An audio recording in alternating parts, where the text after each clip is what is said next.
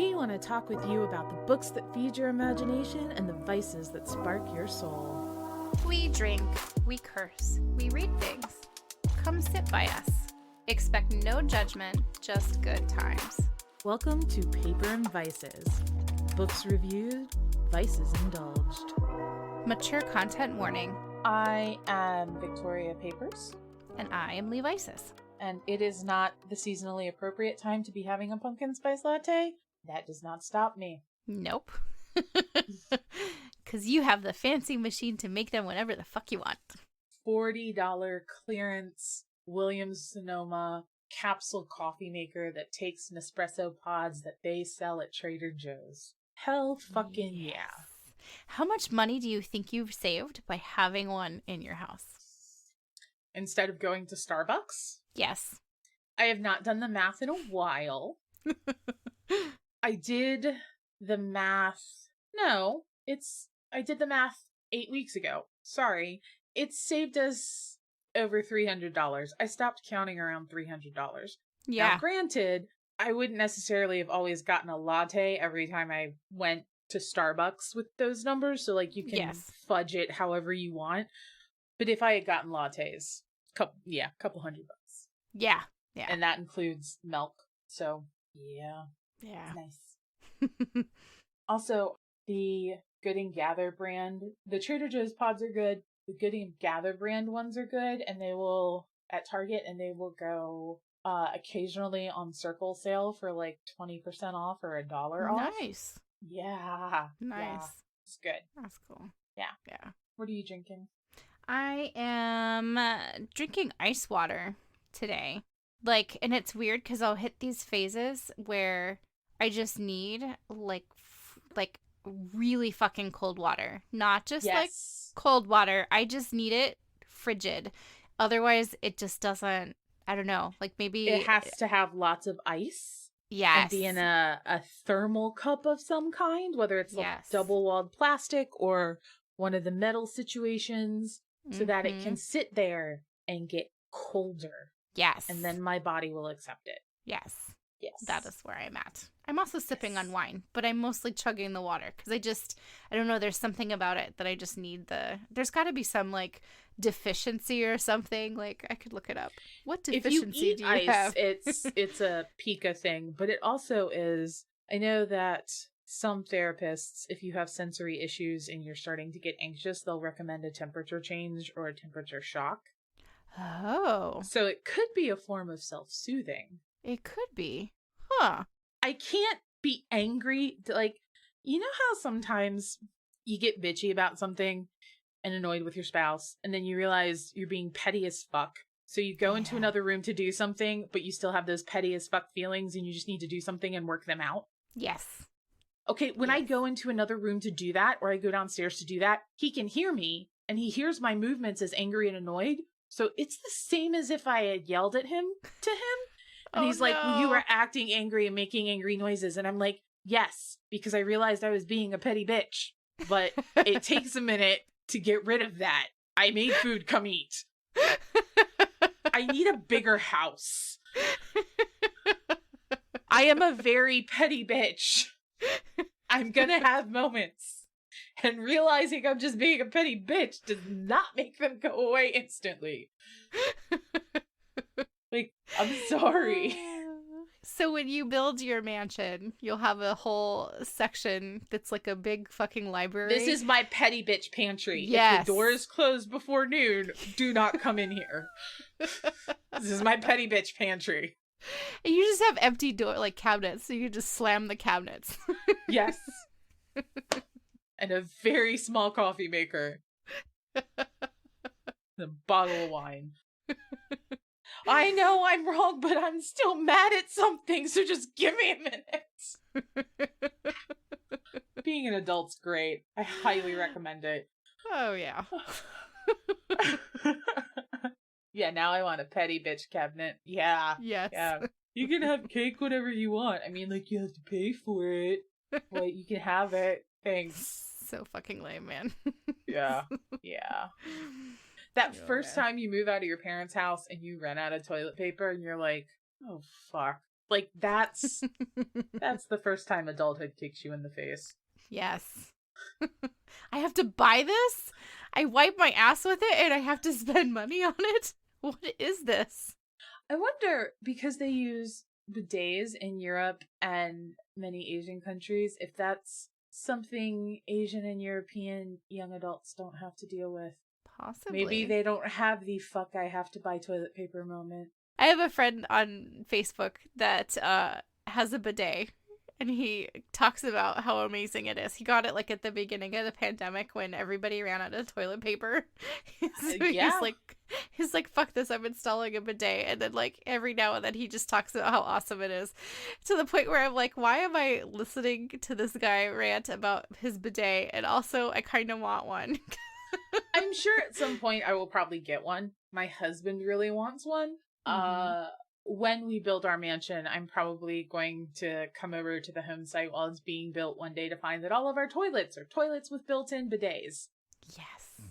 I can't see his face right now, but I imagine he's nodding. We all have many computer screens, and they're between us in the office. That's how we pretend we have our own office. Yep. And, I'm just gonna come and there's gonna be bidets. Here's my issue. Are you dry when you pull up your pants? I don't know. That's literally my entire bidet issue right there. Have like a little blow dryer for your ass? Yeah. I just, like, the thought of having wet underwear, even though it's wet from the water that cleans you, is not okay. When you're a girl and your underwear is wet and it's not pee, something is very wrong. Yep. I can't. Just a little blow dryer. The booty blower. No, that's a different thing. Never mind.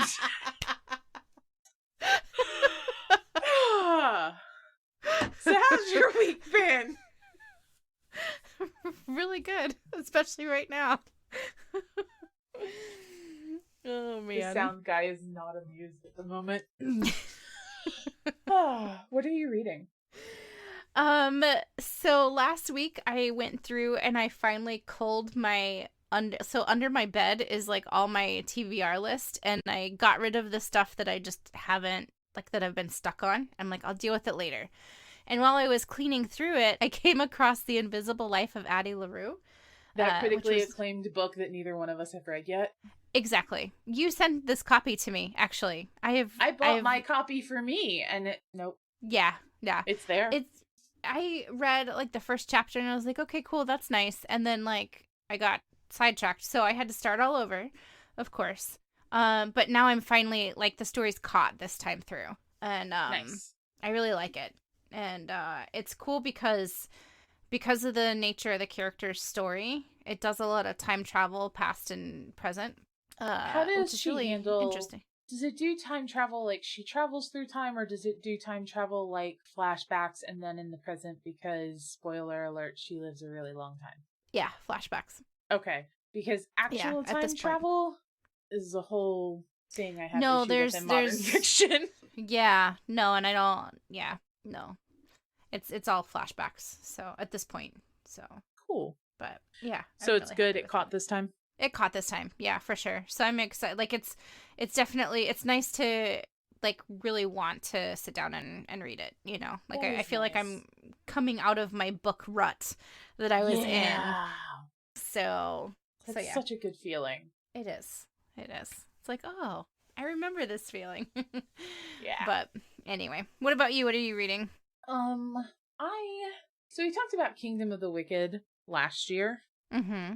The twins in Italy who are witches. Their family owns a restaurant. They're each given a devil's horn to wear when they're born, and they're told to never take them off or never let them touch each other. And then one of the twins gets murdered, and they're princes of hell, and it's a very pretty book.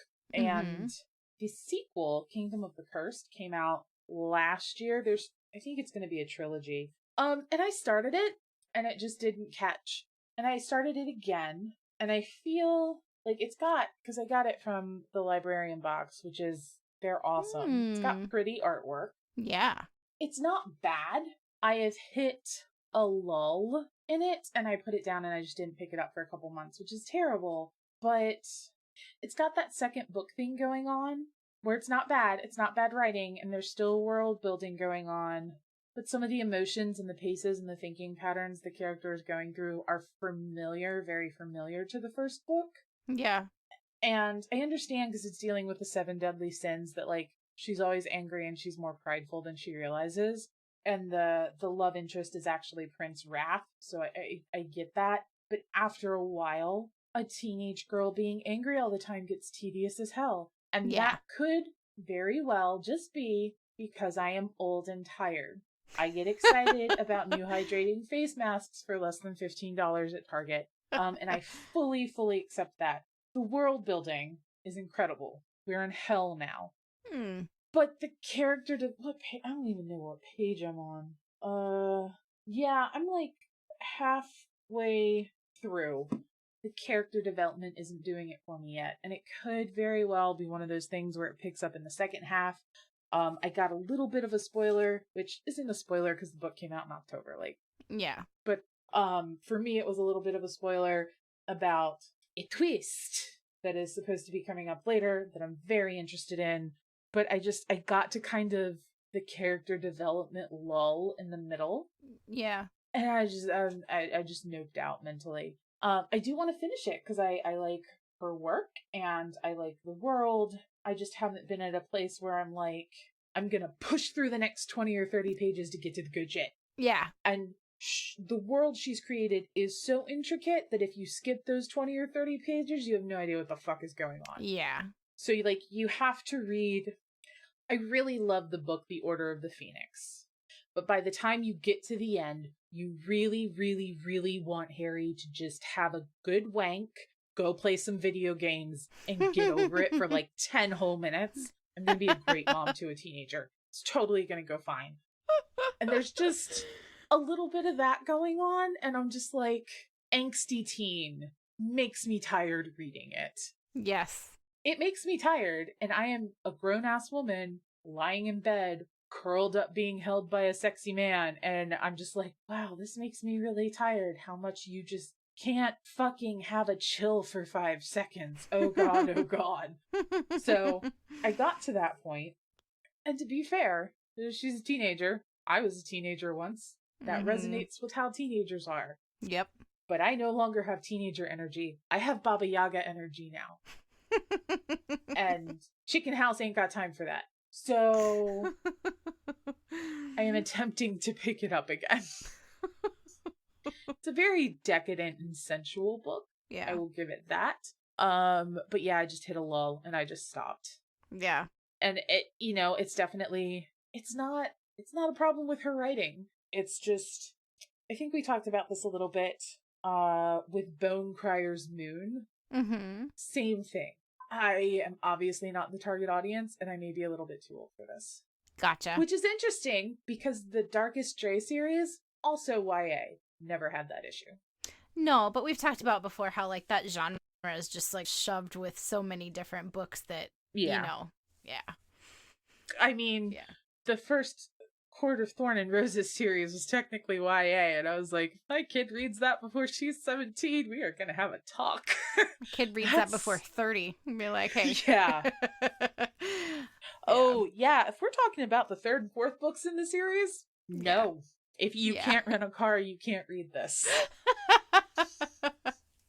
They're going to be smuggling that shit off our bookshelves when they're like 12. It's okay. It's okay. They'll have the better sex education than I did then.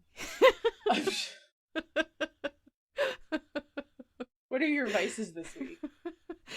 So I am on to super dark chocolate this week. Like the kind that you put it in your mouth and it doesn't really taste like anything for a few minutes because it's just so dry. And it takes a couple minutes to melt and it gets in the back of your teeth. Yes. Nice. Yeah. I don't always like super dark chocolate, especially like my dark chocolate preferences. Like usually like I have to have like something crunchy with it, like dark chocolate covered almonds, or like I'll have like dark chocolate sea salt or something. But this is just a little bit of balance. Just a little bit of balance. But nope, I am apparently needing shocking flavors like the super cold ice water and the super dark chocolate. So Yeah. I mean, if it's super dark chocolate, it's really good for you because there's a shit ton of antioxidants in that mother. Yep. My vice this week is actually one of your old vices. It's milk chocolate covered pretzels, but they're not the flips. Target, their favorite day brand, which they used to just have, they had Archer Farms and then they had Up and Up, and now they have Good and Gather and Favorite Day. I guess. But they came out with these pretzels, and I don't know if this is their all the time packaging or their Valentine's Day packaging because it's pink, but they're mini chocolate covered pretzels and they're really good. Are they smaller than flips? They're not tiny. They're basically the same size as flips, but they're not like full rolled gold regular 2.5, 3-inch things. They're like an inch. Gotcha. And we both grew up in church. We've been through churches. We met in church. There's this artist called Semler. Her name is Grace Baldridge. Their name is Grace Baldridge. They are a gay Christian kid that got married a few years ago, still love Jesus, went, listened to, Relient K and Skillet and all the same shit I did when I was growing up, and I was only allowed to buy CDs from the Christian bookstore. And I'm gonna keep saying they put out a couple albums. One of their previous ones had a song called Jesus from Texas on it, which is just damn, really outlines the difference between I like Jesus and I like American Christianity, because those things are not really related anymore at all. Nope, not at all. And they have this song, their latest EP is called Late Bloomer, and they have 2 songs on it that I absolutely love. One of them is the title track. It's a Late Bloomer. And it's about how they didn't become themselves until they were older. And the chorus is I'm just a late bloomer. I couldn't get here sooner. Ask me about my past and I'll say I never knew her. Ooh. Yeah. That's catchy. And then the other one is, and you and I will both get this instantly. It's called Wanna Grab Coffee. And the lyrics aren't anything about coffee. It's about someone asking you out for coffee and being like, hey, I have some notes on your behavior. Do you know you're going to go to hell and burn forever? Yeah. No. Yeah. You and I have both had this experience. Let me see. Multiple times. Yeah. Jesus loves you, but I don't know if he likes you. If you hung out for a day, I think he'd have some notes to go through, why are you the way you are? And hypothetically, would you say that hell is near or really far? I'm just saying, stranger to sinner, I sure hope you're praying, because judgment is coming and you will be paying. We've had those cups of coffee with people. Or rather, people have had those cups of coffee with us. Yes. Why do you think? And why aren't you exactly the same as the rest of us? Why is that a thing? And, yeah, it's so good. What's this artist's name? Semler. Semler. Ler. Yeah, I'll send you a link. So if you're not a religious person, no harm, no foul. We love you anyway. But if you are a religious person that was raised in any branch of the evangelical American church, the first time I heard Late Bloomer, I actually cried. Yeah. I mean, that could have been because it was a Tuesday in the second half of the month. But I was like, oh, there are other people that feel like they're behind in life and are just now starting to bloom. Cool. Yep. So those are my vices this week. Chocolate and Semler. Those are good vices. They are. Semler is amazing. Yeah. And one day I will properly call them by their proper terms. Sorry. Is that everything? I think that's everything. You can find us everywhere online at Paper and Vices. You can email us, lee@paperandvices.com or victoria@paperandvices.com. We have a Patreon where we have rants that probably shouldn't have gone on the podcast. And if you support us, you can get things like stickers and pins and our unending gratitude. And nope, that's all of my stuff. All right. In the meantime, don't be an asshole, smoke a joint, and take care of yourself.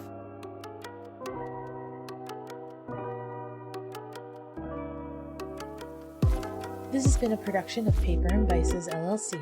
Copyright 2022. This episode is presented for entertainment purposes only, and any advice should only be pursued within the legal boundaries, common sense, and personal responsibility of each person. Please check your local laws and do not engage in any form of bitchassery. The views and opinions expressed on this podcast are those of the individual hosts and guests only, and do not in any way represent the views of Paper and Vices LLC, nor any named persons, nor should they be considered personal, medical, or legal advice. Previous episodes and other commentary can be found at paperandvices.com and patreon.com/paperandvices.